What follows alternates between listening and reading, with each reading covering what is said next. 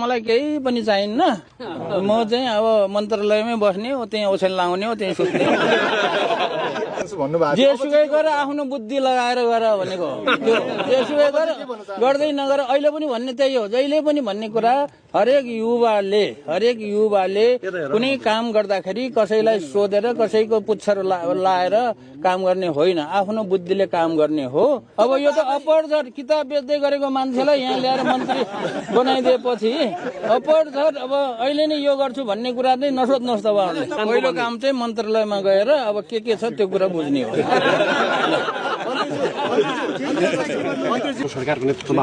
यस्तो मात्रै होइन, सधैँ हुन्छ चुनौती, आज मात्रै हुँदैन। यो जस्तो यो आज मन्त्री बन्दै गर्दा तपाईँले अस्तिसम्म म मन्त्री नबनौला भनिरहनु भएको थियो, तर मन्त्री बनिहाल्नु। त्यो जिन्दगीमा ठेगान हुँदैन कि भर हुँदैन। कुनै कुरा यस्तो हुन्छ जो गर्दिन भन्दाखेरि गर्नुपर्ने बाध्यता हुन्छ। त अहिलेको भएको बाध्यता त्यही हो। तपाईँले जस्तो मलाई मन्त्री नभन्नु भन्नुभयो नि, जस्तो मैले वीरगञ्ज कृषि औजार कारखाना चलाउँला भनेर भनेको होइन, परिस्थिति आइपर्यो।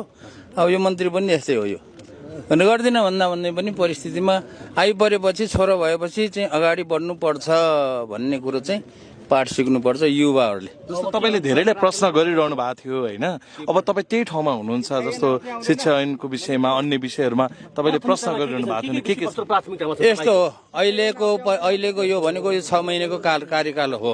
6 महिनाको कार्यकालमा खास त्यति गर्न सकिँदैन र यसमा चाहिँ फेरि के छ त भन्दाखेरि कुनै नयाँ ऐन ल्याएर चाहिँ त्यो पास गराएर त्यो काम गराउन सकिँदैन। मौजुदा परिस्थितिमा के कस्तो गर्न सकिन्छ भोलि पर्सि छलफल गरेर गर्ने कुरा हो।